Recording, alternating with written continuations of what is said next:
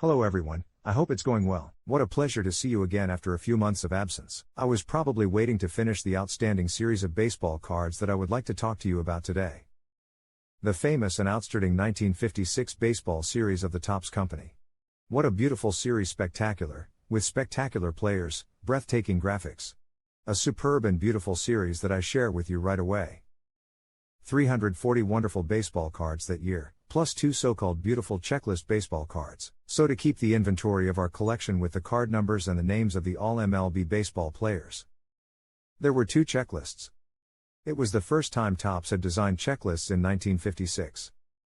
And they had taken the great opportunity to make some beautiful innovations because they had just bought the Bowman Company in Philadelphia the year before.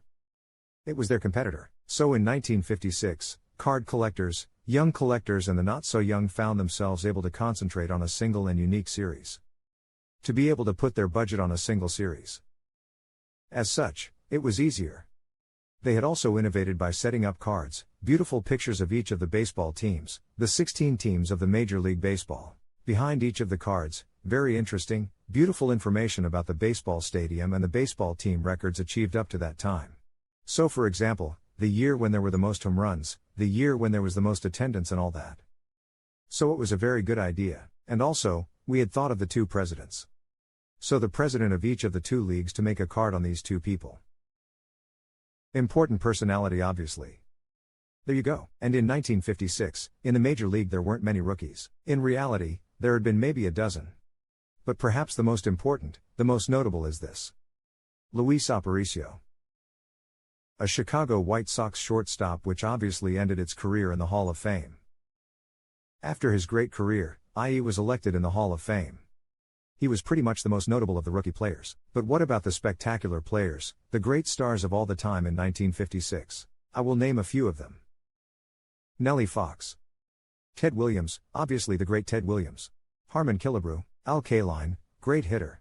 Duke Snider, who finished his career as a popular coach. Just like Yogi Berra, here Ernie Banks. And, the great pitcher, Sandy Koufax, the Brooklyn Dodgers, the great team. And now, the great Roberto Clemente, who sadly died in a plane crash in Nicaragua in 1973. Let's see, now, the great Hank Aaron, Willie Mays, and the great pitcher Don Newcombe, and 3 great baseball players here who finished their fantastic and amazing careers of baseball player in 1956. I named Phil Rizzuto, pitcher for the Yankees. Then there is Bob Federer, a great pitcher for the Cleveland Indians. And what about Jackie Robinson? Who in 1956 did farewell to the Major League Baseball. Well, that's it now. Really, very nice cards. And now, why are these cards so popular? It is because of the graph on the cards. All cards were horizontal. Each player is very well photographed in the foreground. And in the background, it is him sliding to the plate in action, that is to say. And behind each of the maps, there was a wealth of information and 3 comic book parts to relate 3 important facts of the player himself. I was saying here that the player in action, but on this one, a glaring mistake that happened was that it was not Hank Aaron who slipped to the plate, it was Willie Mays. It's a bit ironic because it's 2 great players on the same card. That is what the great collectors say. Obviously, Willie Mays is Willie Mays sliding to the plate. There is no error on this one, but a fairly important error as such. There were also some mistakes as such because Frank Robinson had been completely forgotten. What a unbelievable missing. So it was a long time later that Topps made a card to pay tribute with the same graphic behind, with the comic book part and everything, like original 1956 card. Like you see here. That's it. Also, I wanted to mention little things that are very close to my heart in this series. Don Newcombe, because the card is signed, it is also authenticated.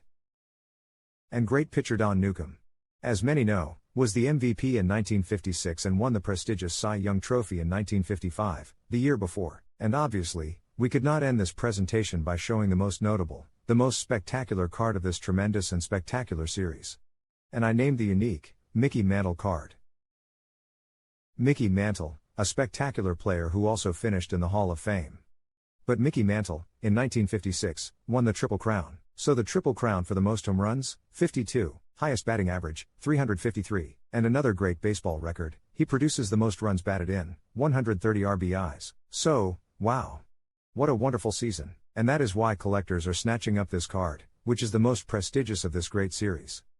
Especially since Mickey Mantle had not had a card the previous 2 years for reasons that I do not really know. But that is why in 1956 we were snatching up that card. And now, that's it for this wonderful series.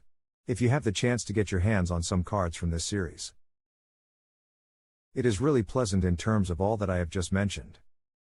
And I really hope that one day you will be able to have some of the tremendous baseball cards or the complete series. So, why not? So see you next time.